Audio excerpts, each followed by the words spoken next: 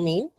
The college has number of active cells, clubs, and associations working towards overall development of students as well as for the faculty members. So carrying the legacy forward of Sanatan Dharm College Ambala Kant, today we have been given this opportunity where the Maharishi Valmiki Chair and the Career Guidance and Placement Cell of the college is collaborating with Nucleus of Learning and Development for this online FTP that is on simplifying the journey of research, insights from the journey of an Indian knowledge system researcher. I'm actually honored to introduce our officiating principal, ma'am, Dr. Alka Sharma, and the convener for this particular program for our college, that is Dr. Jaideep Chauhan, also a convener for Maharishi Valmiki Chair of our college. So ST College has left no stone unturned in providing number of opportunities for career development and professional development for faculty members as well as for all the stakeholders. Based in all the times that we have seen where I have worked with all the team members of the college and other organizations, I've actually seen that there is a great urge to learn. There is some sort of fire to explore something new. And this particular topic of IKS was actually proposed by the convener of this particular FTP, that is Jaideep Chauhan sir, who actually initiated and proposed it to me that, Chavi, let us organize something on this particular topic, when I requested Pradyuman sir to organize this. So we wholeheartedly welcome all the participants and our esteemed resource person, Ankur Joshi sir, for this particular session. Over to Nidhi ma'am, please. Thank you, Chavi Kiran ma'am. And I keep following the activities of the Career Guidance and Placement Cell on LinkedIn. And I must say that this particular initiative under the umbrella of the Sanatan Dharm College, it comes across as very vibrant, very dynamic. I think it is steering your students in the right direction. So congratulations for that. And we hope that this 6-day journey in IKS led by Dr. Ankur Joshi sir is going to be fascinating and exciting for all of us here. So yeah, thank you so much for your presence. I am now delighted to welcome and introduce our esteemed faculty facilitator, resource person for this particular FDP on IKS research, Dr. Ankur Joshi sir. He is an assistant professor at FMS Wisdom, Banasthali Vidyapith, Jaipur, Rajasthan. He's also a visiting professor at Vrije University, the Netherlands. I'm not sure if I got the pronunciation correctly. He's a fellow of MDI Gurgaon in public policy and governance, where his doctoral research focused on the Gurukul education system, which I think is very interesting because after the introduction of NEP 2020, we are all trying to understand our ancient education system and trying to compare it with what we have in the modern times. As a creative and innovative researcher in the fields of governance and management, Dr. Joshi's focus is on Bharatiya indigenous knowledge traditions to develop solutions for contemporary challenges. At Banasthali Vidyapith, under the guidance of the Dean, Professor Harsh Purohit sir, Dr. Joshi actively contributes to research, training and teaching initiatives. He's involved in several research groups. He has worked in 3 research projects as a coordinator in the National Center for Corporate Governance under the aegis of Ministry of Corporate Affairs. He has also worked in developing an integrative spiritual care course under Professor Sharada Nandram at Vrije University, demonstrating his commitment to integral spiritual care in education. Ankur sir has displayed academic leadership in creating online modules, conducting training sessions for teachers, civil servants, and students, which further exemplify his dedication to improving education through innovative and culturally relevant methods. His doctoral scholars are exploring novel ideas rooted in Bharatiya culture and wisdom. He's a regular invitee to deliver guest sessions, workshops, and talks at several institutes across Bharat. He's he's contributed to academic journals in the capacity of a researcher. He has published around 30 papers and book chapters in different domains like Indian ethos, indigenous research, Bharatiya management systems, and social entrepreneurship. And he's also a reviewer for different academic journals and also an editor for the Om Rise magazine. He's also a board member for the Center of Excellence for Consciousness Leadership at Panasthali Vidyapith.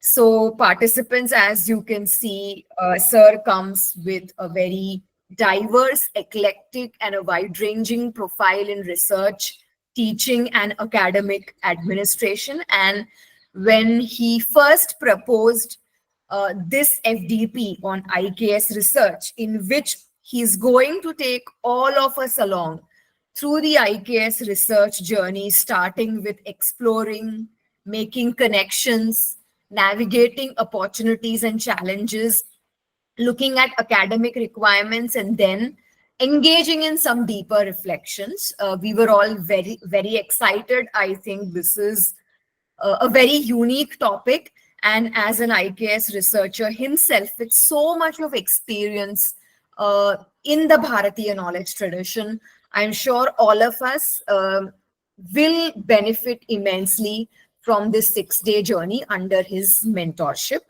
So, sir, I once again welcome you heartily. We are honored to have you. बहुत अच्छा लग रहा है आपने हमारा invitation स्वीकार किया और आप हमारे प्लेटफॉर्म पर आज हमारे साथ जुड़े हुए हैं. Just before I hand it over to sir, just some housekeeping instructions. I request all participants to keep their microphones on mute during the session.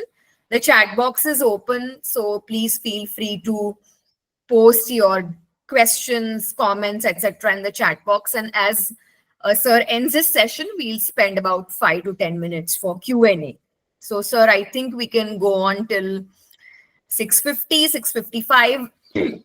The last 10 minutes we can spend addressing any questions that the participants have, and there'll be no feedback link for each day. There'll be a cumulative feedback link that I'll be sharing towards the end of the session. That is the last day, end of the FDP. That is the last day, 6th day, Saturday. So yeah, over to you, sir. Okay, thank you, Nidhi and Chaviji, for the introduction and setting the context.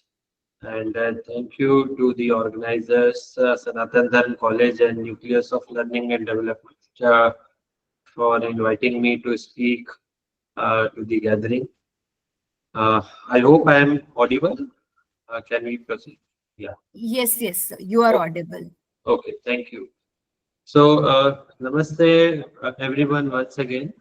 And I trust that the theme of research, that is making the research journey about simplification of the journey, making it enjoyable, would be helpful for you. So the idea to discuss on this topic emerged from 2 dimensions that as a researcher I also felt during my research journey, and as well as in the informal interactions with various faculty members, senior faculty members, researchers, young scholars, that the academic world, in the name of its rigor, has made the research journey too much mundane, and because of which many people think about us, by us I mean the researchers community, that we are dull and boring people without any fun in life, just sitting around books and creating some papers out of it or writing thesis, and which has no relevance with with the real world, and there is no work-life balance. There is so these things are there in mind of many people, as well as we see if the academicians get together, the environment is too serious. So what can be done to address this issue, as well as so that we break the myth of the research journey being too much bounded in certain frameworks, bounded by certain theories, and the mundane and the dull style of writing, devoid of emotions, feelings. So, what can be the way out? So, as a researcher in initial days, many of you who have already gone through that phase would have seen and observed by your own self that when the first time you read the research paper, any research paper, it was like, what are we reading? Why are we here? So many people, many scholars come to us and say, sir, why do we read these research papers? Why are the style of writing so boring, so mundane? And if someone talks about research methodology, it's fine. But if we go to research philosophy, most of the things would be incomprehensible. Even though our PhD says Doctor of Philosophy, but that philosophy has gone out of question in many research studies, or on the table of many research scholars. So, what can be the solution to this? So, we will be discussing few things in next coming days. I'll be sharing few of my experiences, a few of the experiences of my supervisors and my colleagues also, to drive home the point that this can be changed, and it can be changed without compromising on the academic rigor. So, without disturbing or without harming the sanctity of academic research, without compromising the quality of academic research, we can live a good time during our research, whether at the doctoral level or after that, both. So this is to set the context.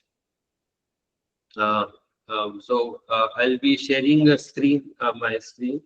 So kindly allow a minute. So the presentation is just to ensure that we are anchored onto something. In the meanwhile, if you have any queries and questions, keep on posting it. After a few minutes, I'll take a pause to look at the questions, and if I need to incorporate in that, I'll try to do that. Or else, as Nidhi ji said, we can take it at the end. So I hope, Nidhi ji, this is fine. Yes, sir. It's absolutely fine. We can pause at any moment that you feel we want to. All right. So,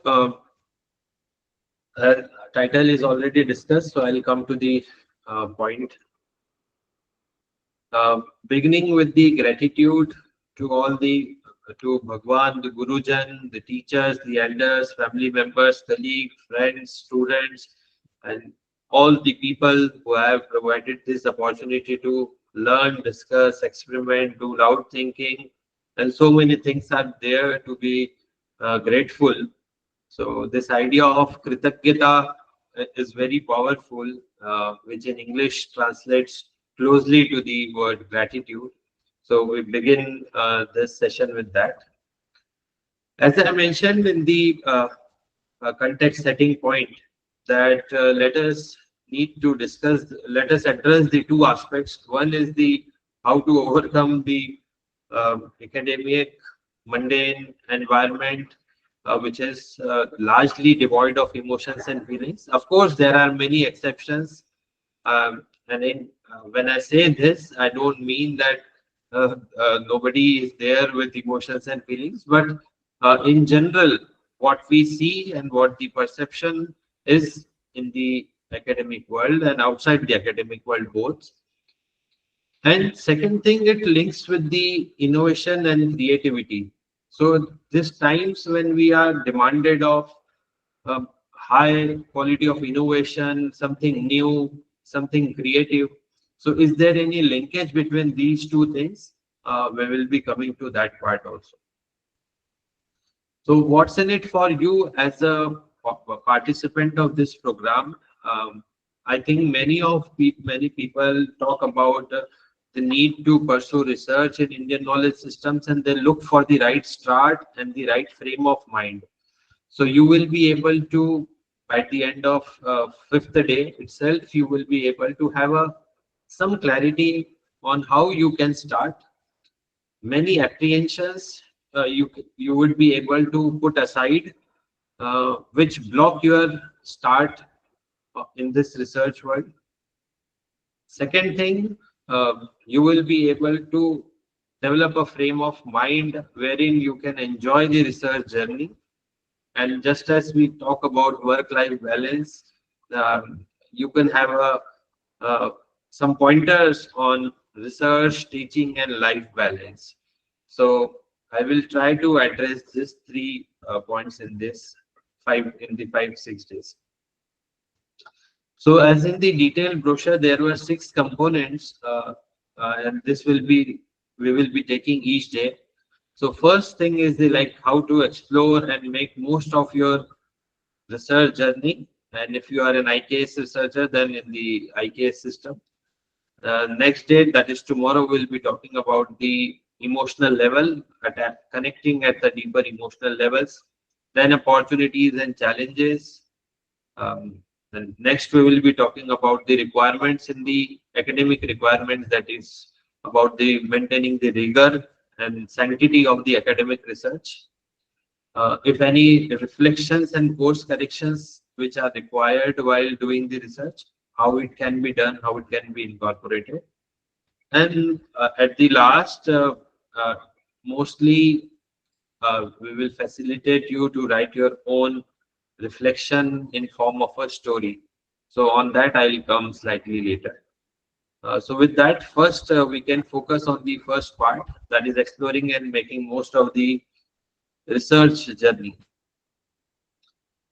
So first of all, we need to appreciate that we need to make our research journey enjoyable.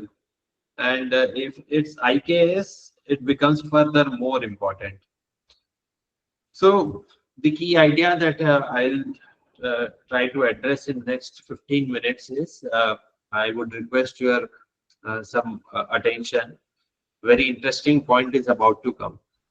My guide, Professor Rajen Gupta at MDI Gurgaon, whenever we used to have a session with him or interactions with him at the early phase of the research, he used to talk about 3 C's, and in which the first 2 were the selection of research topic. He suggested that should be based on our concern or our curiosity.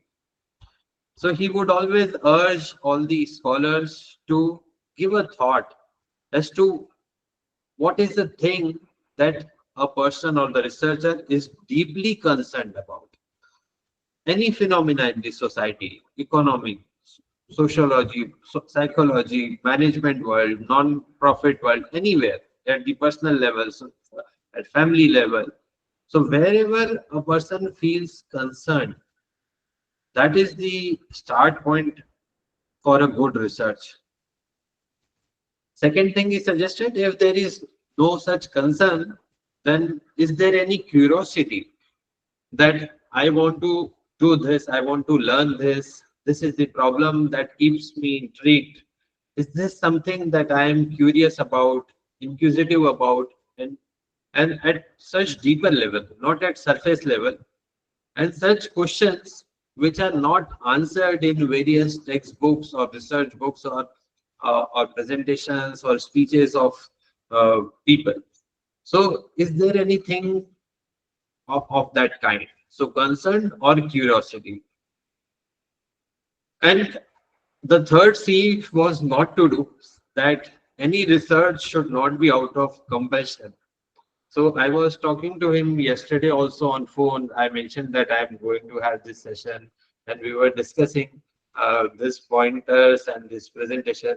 So he mentioned very crucial point that he used to express while taking sessions on research methodology, research philosophy, that if a person is not able to enjoy, have a good time during his PhD journey, then it is very unlikely that the person will be able to enjoy the next 30, 40 years of research in the academic world. So that is very true. And you might have also seen many people that who were very enthusiastic, very happy uh, to do research during their PhD journey. They enjoy the research throughout their phase. And if there is compulsion, it is very difficult to enjoy the journey. So it revolves around the research topic. Now, what happens is that there are a lot of apprehensions when we go to select a topic. If it is just based on the research gap mentioned in the research papers, most of the times it is going to be a compulsion based research. Of course, if the person is curious to know in that field, then he or she may be happy to do research, but very rarely it happens. I recall an experience of my very good friend who was a senior to me. Unfortunately, he is no more, but very young person. He used to work in a technology sector, and he came to do research after 15 years of his corporate experience. And he was so excited to do the research. He took the admission in one of the prominent colleges. And when he went, he was asked to read some research papers. He was so excited. He went to library.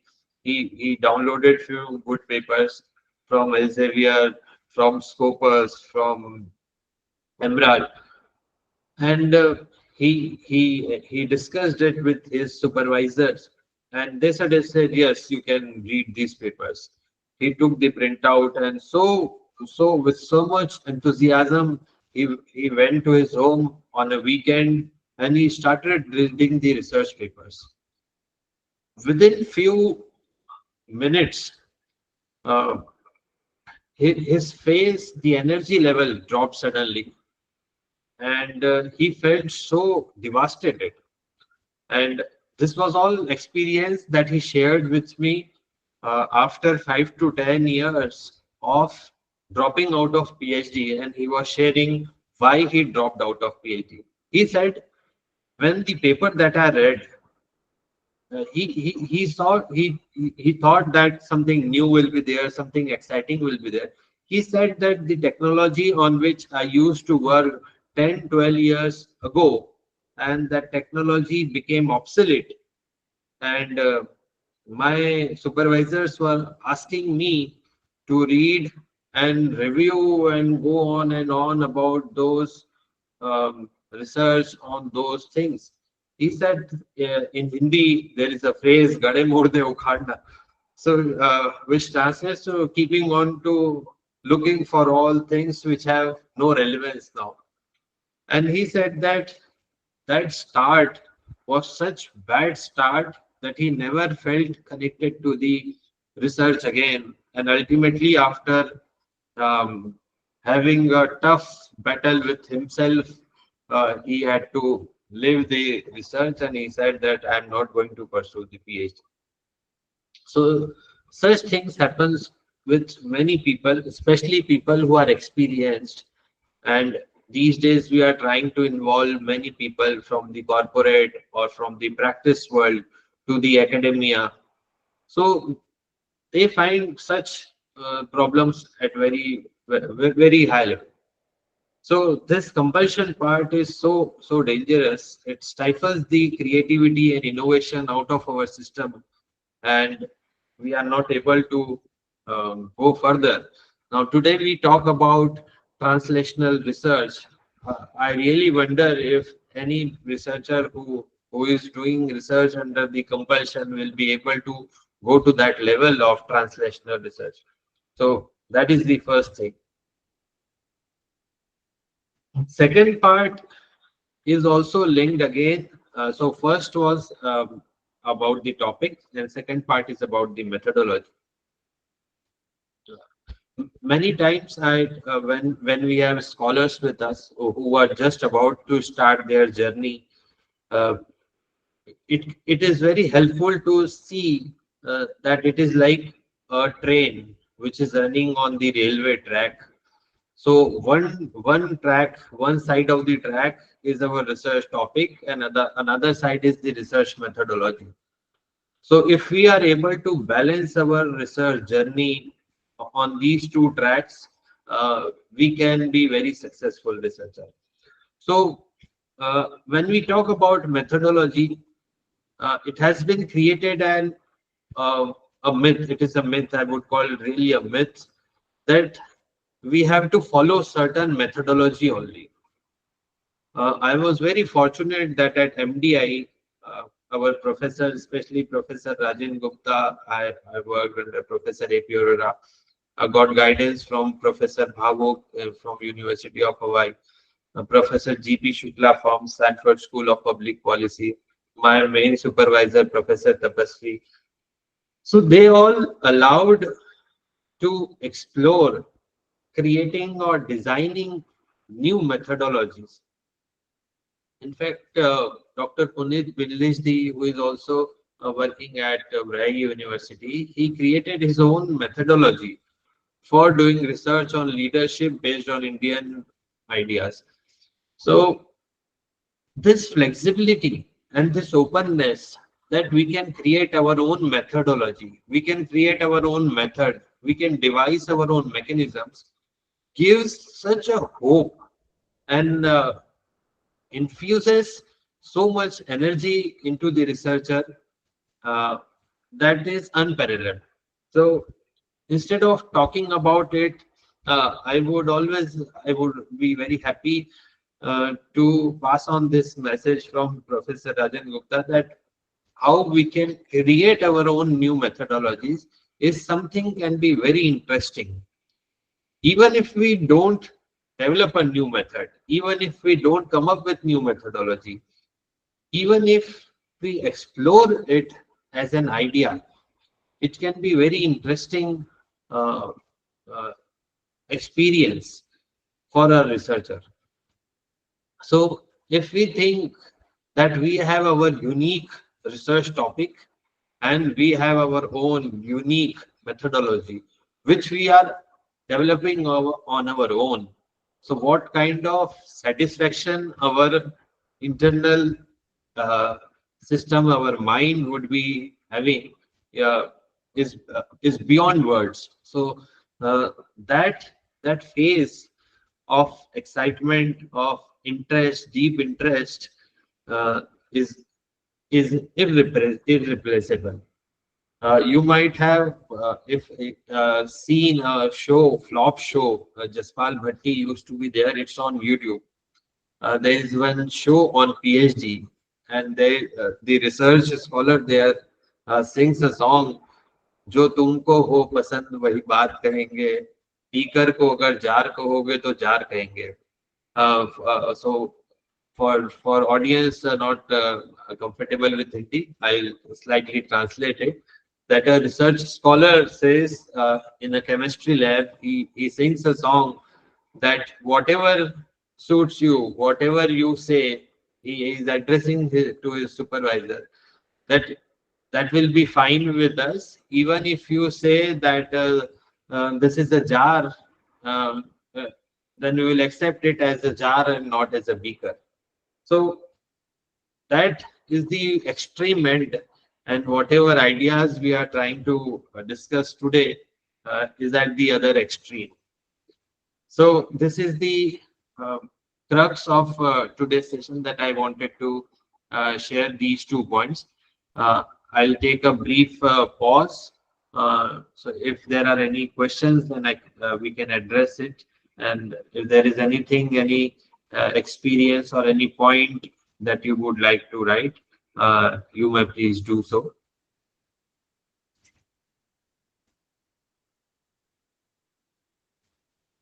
Okay, thank you, Nidhi, for sharing the link to that video.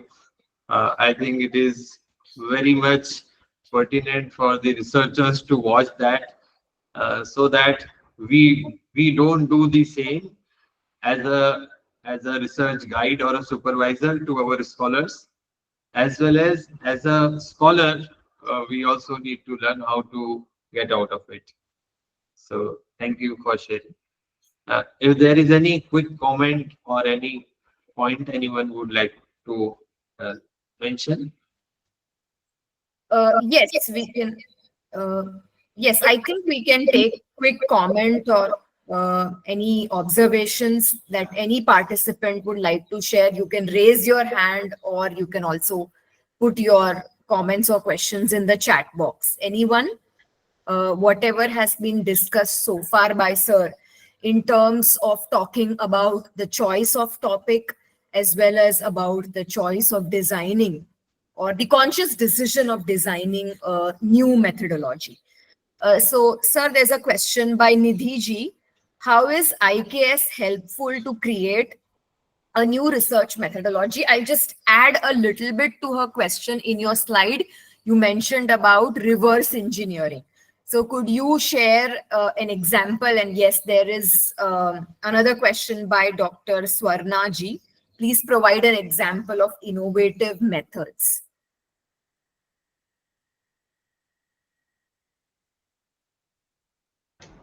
All right. So yes, two wonderful questions. Thank you, Nidhi Sharma ji and Dr. Swarna ji, Dr. Swarna ji. So I'll answer the first question first, how the IKS can help in creating a new research methodology. So on the slide, as I mentioned about reverse engineering. So reverse engineering, for people who are not from this background. So any technology or anything which is available in a form of an outcome. So we break down, we go back to identify as to what is the process behind that invention or a design. So when we see the methodologies, the existing research methodologies and methods, so it is generally tendency to follow the steps mentioned in the research methods and then we apply it. So if we take a pause and break it down as to how this method would have been developed by the researchers. So why would have they developed this mechanism or this process of step 1, 2, 3, 4, 5, 6? So how? So if we do some theoretical research and give a thought behind each step and why it would have been developed. So that gives us an idea on how to develop the research methods. So taking an example with respect to IKS. So when we talk about the existing research methodologies, we have a two concepts, that one is qualitative and one is quantitative. Within quantitative, we have this analysis tools, factor analysis, ANOVA, these t-tests, all tools of research. Similarly, in the qualitative research, we have methods like grounded theory, ethnography, etc. Now, within those methods, there are different components. So if we see that in IKS, there is a strong emphasis on researchers' preparation. So how a researcher should prepare for the research like having gratitude or having patrata, the concept of patrata, who is the person eligible for that knowledge. Now, if we go to IKS, we can see there are so many books like Tarka Sangrah by Annam Bhatt. There are mentioned about the Praman Shastra. There are 4 types of Praman, that is Pratyaksh Praman, Anuman Praman, Upaman Praman, Shabda Praman. But time is less, otherwise we can go in depth of it. So if we go and read those ideas, now there you will find one unique concept of Manas Pratyaksh, which is similar to the layman jargon of sixth sense. So now, if I say that I have done research based on Manas Pratyaksh, nobody will accept it. But if I integrate the idea of Pratyaksh, that is the 5 senses, which is the observation method, as well as the Manas Pratyaksh, along with Shabda Praman, and then I do a synthesis of Western and Eastern research method, say using ethnographic. So ethnography research method, which is very in depth, it requires the researchers to be very deep level of observation. So if we integrate there, it can be a very unique work of coming up with own method. So I hope Nidhi I could answer your question. This is an example. So I think Swarna ji's answer question also got address of example of an innovative method. Another example also I would like to share here, that a lot of research based on the Shabda Praman, that is the verbal testimony. There is a huge dearth of research based on Shabda Praman in our academic world.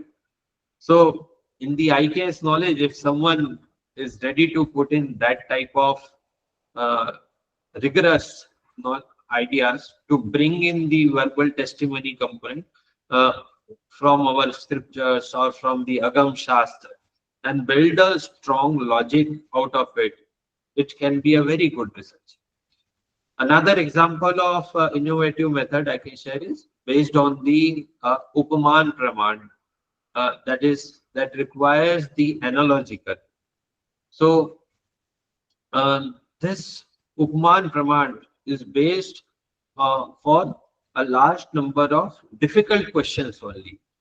So suppose someone would like to know about that why this world is not real, it's called Maya.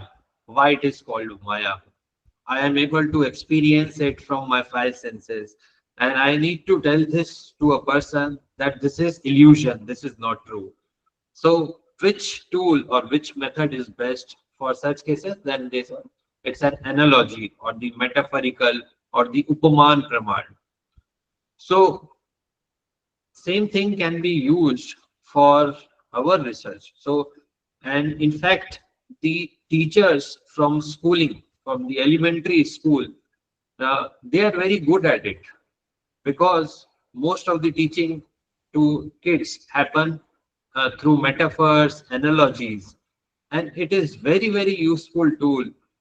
Now, when we talk about IKS, many people say that we don't know anything about IKS. So we can take the learning from there that we are like kids. If we don't know about IKS and we want to do research in this field, then we are unaware of the books available. We are not aware of the terminologies available. So this method can be very, very useful to create knowledge. First of all, to know that and then create knowledge. So these are 1 or 2 examples on the first 2 questions. Yes, I think very interesting examples have been shared by you, sir. Personally, I also believe that you can also use innovation with existing methodologies, especially in qualitative research, in the context of grounded theory, in the context of critical discourse analysis. a lot of qualitative research. I can't comment on quantitative research because I'm not trained in that. But in qualitative research, there is a lot of scope for a researcher to develop your own research toolkits. So, for example, if you are a CDA researcher using critical discourse analysis, you have the freedom, scope, and innovation and creativity, of course, combining logic and rigor to develop your own toolkit for that particular method. And in that, if you are an IKS researcher, you could also integrate the elements of IKS. So it is quite possible both ways. That is what I wanted to share. Okay, so there is a request to, there are two questions that we can take. How does IKS help? Yes, Ashutosh ji, did you want to say something? Yes, I want to share one or two observations about the whole process. Yes. And so, मैंने क्योंकि थोड़ा late join किया इसलिए मुझे earlier context का नहीं पता, लेकिन जितने मैंने बात सुनी है उसके ऊपर मैं दो एक कमेंट्स करना चाहता हूँ। एक तो मुझे IKS शब्द की बजाय BKS जो है वो ज़्यादा रेलिवेंट लगता है, क्योंकि इंडियन और भारत नॉलेज सिस्टम जो है उनका इथॉस बहुत अलग हो जाता है। ठीक है, और अगर मौका लगेगा तो फिर उस पर भी हम चर्चा करेंगे, why Bharat, why not Indian. Second, जो डॉक्टर साहब अभी बात कर रहे थे, जो भी इस BKS में रिसर्चर आना चाहते हैं, रिसर्च करना चाहते हैं, they are to be trained in 5 types of questions. जो भारतीय ट्रेडिशन में 5 तरह के क्वेश्चन का प्रशिक्षण दिया जाता है और हर टीचर को अपनी क्लास में भी उनका देना चाहिए। और उन क्वेश्चंस को कहते हैं एकांश व्याकरणीय, स्थापनीय और विभज्य व्याकरणीय। तो बड़े सिस्टमेटिकली वो लोग शुरू करते हैं कि जब तक आपको ये प्रश्न करना नहीं आएगा और प्रश्नों की कैटेगरीज नहीं पता होंगी तो आप रिसर्च शुरू नहीं कर सकते। और थर्ड, जो डॉक्टर साहब ने बात कही थी जहां वो पात्रता की बात कर रहे थे, वो मुझे लगता है कि वो अधिकारी की बात है। अधिकारी इज पात्र। तो अधिकारी का एक पूरा फॉर्मेट अवेलेबल है वेदांत सार के शुरू में। तो मुझे लगता है कि अगर कभी हम उस टेक्स्ट को भी देख लें, वेदांत सार के शुरू के 3 पेज, 2.5 पेज, और मुझे लगता है कि बिल्कुल क्लियर हो जाएगा कि रिसर्चर को किस तरह से बिहेव करना चाहिए, सोचने के लिए उसको क्या एक बेसिक आधार चाहिए। तो ये अभी तो मैं इतनी ही बात कहना चाहता हूँ। तो 5 तरह के क्वेश्चंस में हम सबको ट्रेन होना चाहिए अगर सचमुच आप लोग BKS में इंटरेस्टेड हैं। और उसके बाद फिर आप अधिकारी की ओर चलें, फिर उसके बाद विषय की ओर अग्रसर हों, और फिर जो उसके बाद जितने भी सब्जेक्ट्स हैं उनकी ओर चलें। और हाँ, एक चीज और मैं बहुत संक्षेप में कहना चाहता हूँ, और ये भी कोशिश करें कि हम इसको वेस्टर्न मेथोडोलॉजी, रिसर्च मेथोडोलॉजी में ना इसको फिट कर दें। ये गलती हम ना करें। एक बिल्कुल अलग पैरेलल सिस्टम के तौर पे हम इसको डेवलप करें, और जब भी बीच में मौका लगेगा तो उसके ऊपर हम लोग बात करेंगे। अभी तो इतना ही, शुक्रिया, धन्यवाद।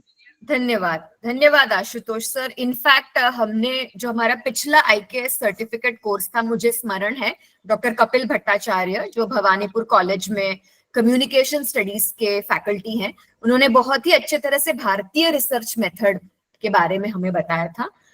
अगर समय मिलेगा तो मैं वो लेक्चर का लिंक आप सभी के साथ शेयर करूंगी। But I would request Ankur sir to respond to this very quickly because there are many questions in the chat box which we need to address and we have limited time. Yeah.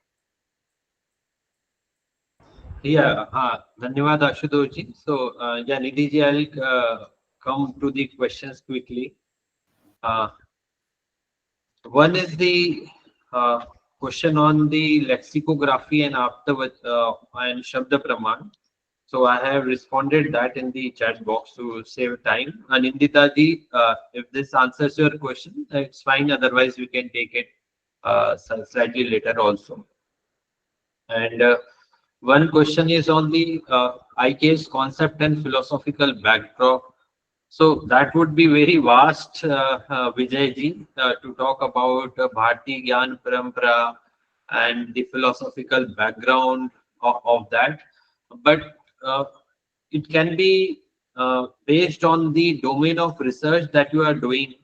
So any domain that you want to follow, you can go and explore the ideas from that. And if you want a very short comment, so it can be classified into four broad categories. One is the Anvishkiki, that is philosophy. Very vague translations are there in the English, but I'll have to use it for the purpose. So Anvishkiki, Trai, that is the Ved Vidya, that is one fourth. There is one component on the Itihas and Puran. There is one component on the Niti Shastra and Dharma Shastra. So and there are Bhakti literature, there are Gyan Yog, there are Karma Yog literature. So this all Professor Subhash Sharma in a very interesting book called Western Windows and Eastern Doors has termed as intellectual traditions. So there is a series of intellectual traditions that is available. But we are not confining ourselves to the knowledge which is available in the books or in the written form. So there is one more component in the our knowledge systems, that is the civilizational experience. So we have a long experience as a civilization, a knowledge which is transferred from one generation to another through oral traditions, to folklore, to tribal systems, community knowledge. So we have a vast reservoir of that knowledge also. So one is based on the ancient part. Second part is based on the contemporary and current practices that our culture follow. So this is the best I could answer in a short time. We can have some time later discussion on this. I think there are more questions. Yeah, sir, I think we can take this question by Jyotirmay ji, and then I will go to Rahini ji, who has raised her hand. Because I know that she's doing her PhD in teacher education and Indian knowledge systems. Yes. So she says that many times when scholars attempt to explore topics in Bharatiya Gyan Parampara for their research, masters or doctorals, these are two questions that they face. Yes, I could see it. Yeah, So I yeah, can. it will be helpful if you answer this. Yes. I think this question, Jyotirmay ji, many people would be facing it. So one thing, I'll be coming to this in the 2-3 sessions. I will be talking about it, how to face such things. So one thing is that there are people who, when you will be moving in any direction, they will pull your leg. So one answer is lies there to ignore such things. Second is, but we should also, as a academician, respond to their queries. So you can respond to their queries in two ways. The academic literature, howsoever, it's a very vast, and fortunately, it has covered so many dimensions. So whenever you want to start on such topics, so you can take the reference or help of post-colonial literature or post-modernist literature. So there are broadly three research components. One is the positivist research, one is the interpretivist research, and third is the postmodernist research. So which is the critical tradition. So you can take the help of that literature to build your argument that why we need to focus on IKS. So one answer can come from there. Second answer, wherein you specifically mentioned about people emphasizing on modernity and digitalization. So you can go to them with the research, literature, and experience of a huge civilizational, just as I was mentioning, that these tools of digitalization are very recent phenomena.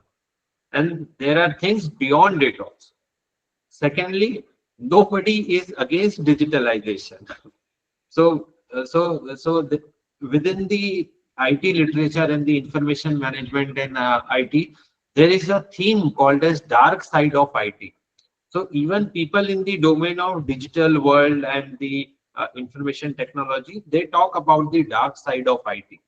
So that is also available. So you can take the reference that these are the points and we are trying to address this gap.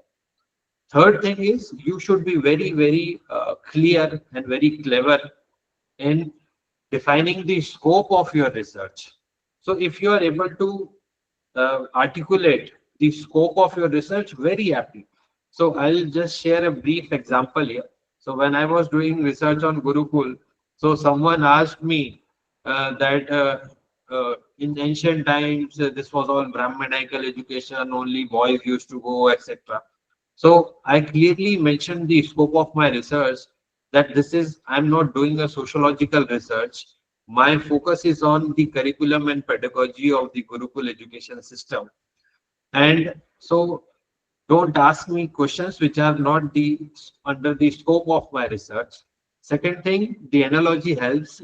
So I responded with an analogy that suppose someone from the physics background or from the chemistry background wanted to study the before the guns, the top or the guns that were used 200 years ago. So a physics person would work on its trajectory, the distance it covered. So would you ask a physics researcher that who was killed by that gun, who was shooting that gun? No, you won't. You someone is working in chemistry about the what kind of composition of the bombs or the bullets used to be. So you will not ask a question to me who was killed by that bullet, was it a male or a female or who. So it is not a sociological research. So you can very clearly define the scope of your research, and then you can say that my focus is on this. And with respect to modernity, every generation will call itself modern. So today we say we are in 21st century. The people in 22nd century or 23rd century will call us as ancient and they will be modern. People 200 years ago were modern for them. So modern word is very dynamic. It is context and present stress. So and more thing I will be sharing in coming sessions. So I could you can have more points there. Yes. Rahini ji, you have raised your hand. I hope Jyotirmay ji, you got answers to your questions. Yes, Rahini ji, can you go ahead? Sir, I'm going to do PhD proposal in exploring the aspects of employee development in IT industry. Can you hear me? Rahini ji, can you be a little bit louder? There is some network issue at your end. Yes, or you can type the question. It will be better. So that's Yeah. Can you speak again, Rahini ji? Sir, I'm going to do a research proposal on exploring the attributes of employee development and their techniques and the impact of employees in IT industry. Will it be innovative or will it be descriptive research, sir?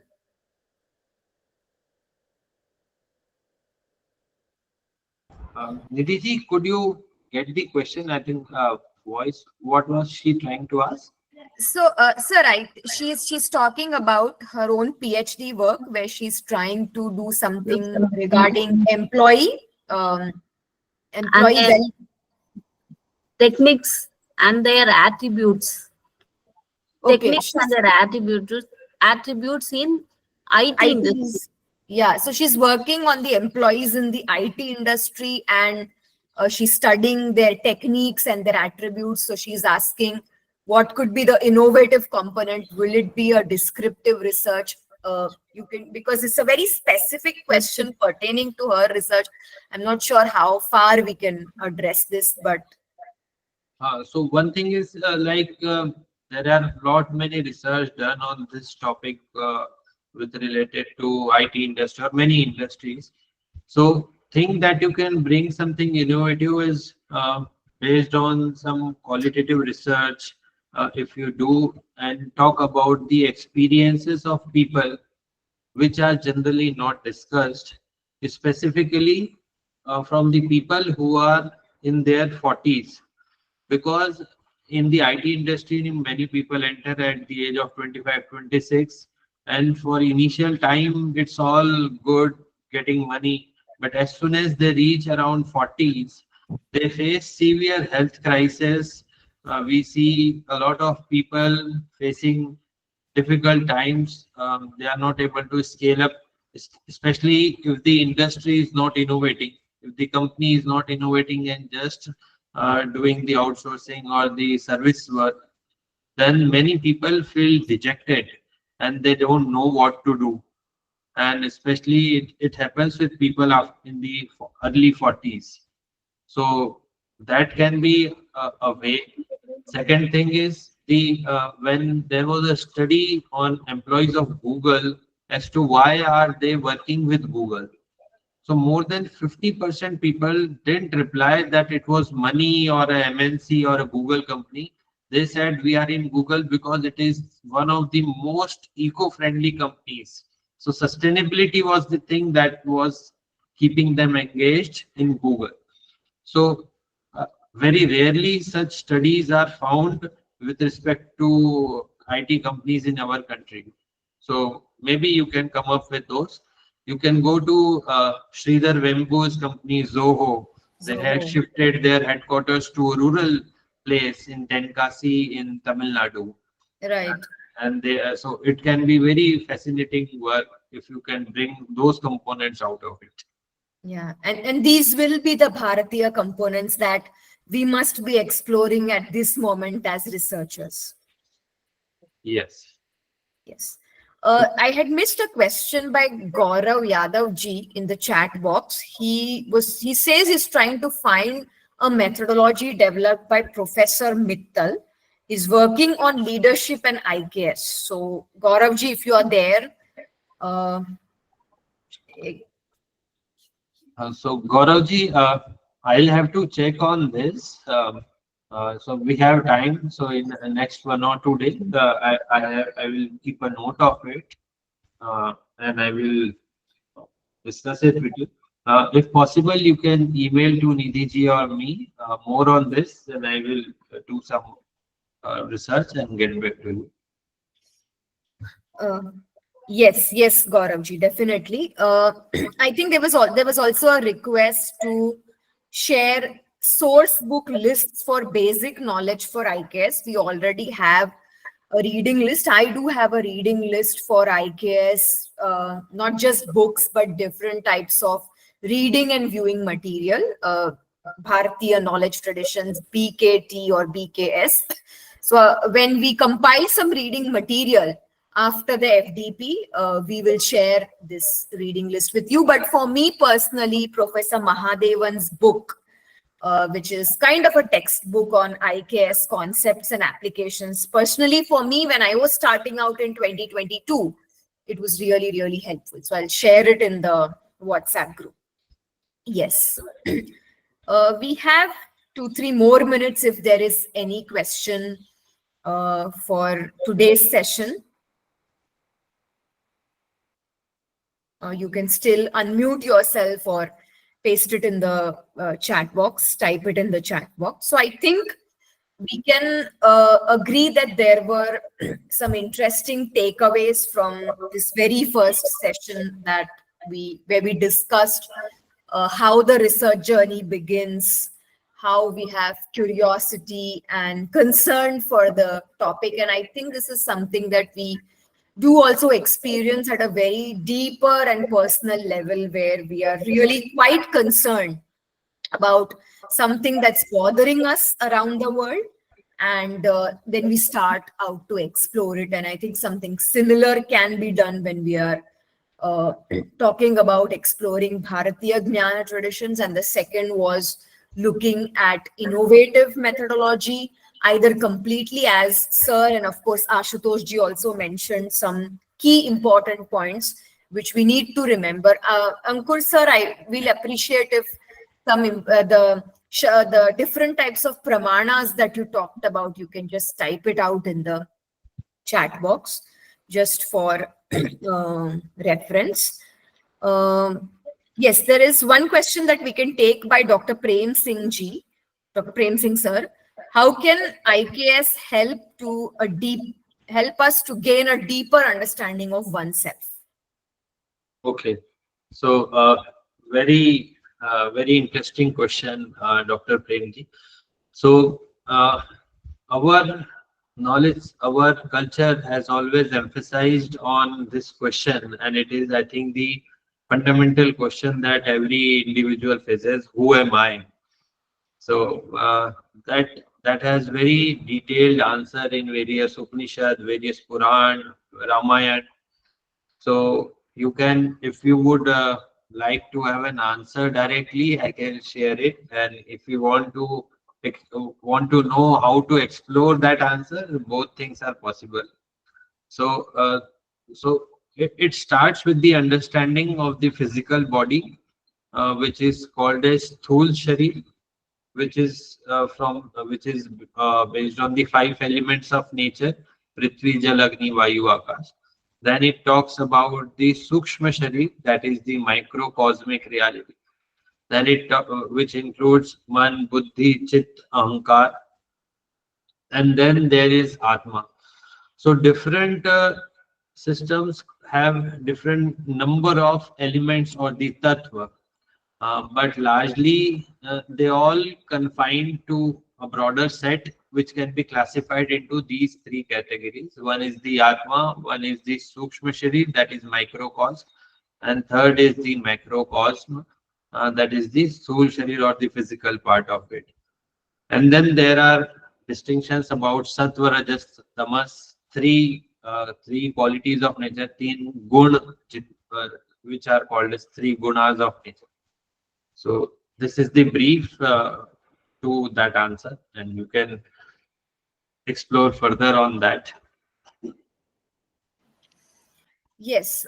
So just to conclude today's session, I think, Ankur sir, it will be useful if students can, if participants can know about the reflection assignment that is kind of planned for the last day, so that if they need to start to work on something, it will be nice. They can do it from today. They can start working on it from today or tomorrow. And it will be also good to get more and more participants involved in the reflection exercise. We may not have the time and the space to share views from everyone looking at time constraints, but definitely some orientation about the reflection task will help. So yes, sure. So as we started, when I talked about the reflection. So in the research journey, it is very essential to keep track of our own self, how our mind is progressing, where are we going. So in this 6 days of workshop, what you can do is, for the first 5 days, you can keep noting few points, a short, maybe 1 or 2 paragraphs, that was there something that you could learn new? Was there something that got challenged or questioned? Something that you already had an opinion onto it and it got challenged? Was there something that got validated? Was there something very new that made you think, I could see it from this angle? So these are few pointers in which you can write a reflection based on the today's session.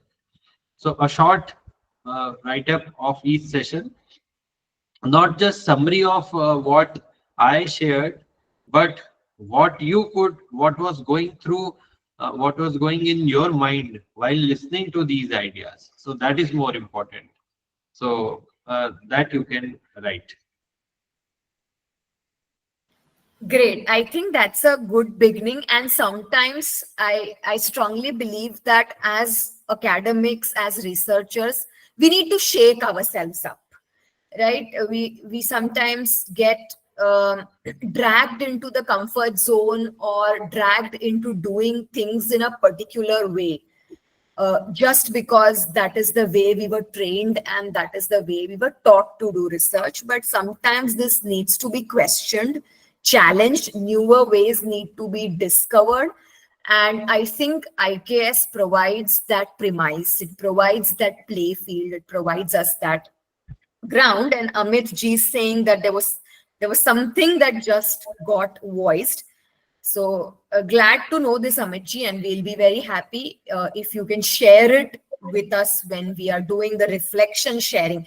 So this is kind of meant to be 6 days where 5 days we are learning from each other, and on the 6th day we are learning from you through your stories and through your reflections. I am sure there are more questions coming up, but we will try to address them in the coming few sessions. Sir has mentioned Pratyaksha Praman, Anuman, Upman Praman, Shabda Praman. So please take note of it. And I've also shared a link of a previously done lecture by Dr. Kapil Bhattacharya on our platform on research methodology from a Bharatiya perspective. So I hope that this leaves you with a lot of food for thought for today's session, and anything lingering, we can take it up for tomorrow's session. I hope, sir, I'm not missing out on something.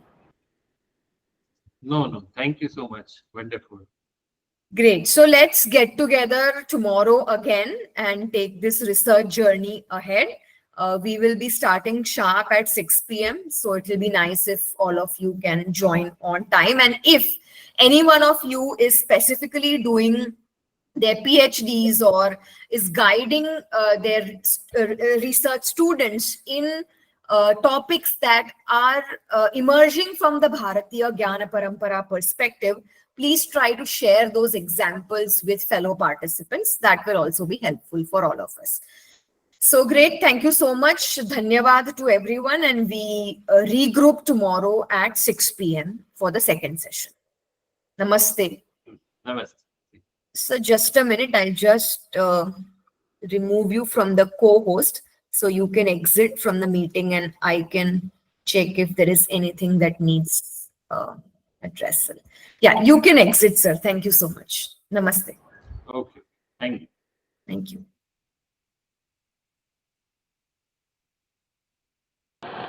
Thank you, Nidhi ma'am. See you tomorrow. Thank you, Chavi ma'am. It's always so good to have you. Such a vibrant, vivacious personality you are. Thank you, Nidhi ma'am. Thank you, Anandita ji. Yes, Rahini ji, you have raised your hand. I'm sorry if there is another question from your end. We can definitely take it up tomorrow. Don't worry. Ma'am, respected ma'am, sir is talking in Hindi with about all the 5 Panchabuddhas and all. Will you please explain me, because I'm little bit I cannot understand Hindi. No problem, Rahini ji. When we start tomorrow's session, I will request sir to share the same information and details with you in English. He will do it. Some aspects in Bharatiya Gyan Parampara, they have to be shared in the indigenous language. But that should not be a worry, because tomorrow at the starting of the session, I'll request him to just provide a recap of these important points completely in English. So let's do it tomorrow. Okay, ma'am. Sorry for asking this. No problem at all. Please don't feel sorry for it. We are all multilingual. We all know different languages, and we are in India, so it's always helpful to communicate in multiple languages. So please don't worry about that. Okay, ma'am. Thanks a lot. Thank you. Namaste, everyone. Bye.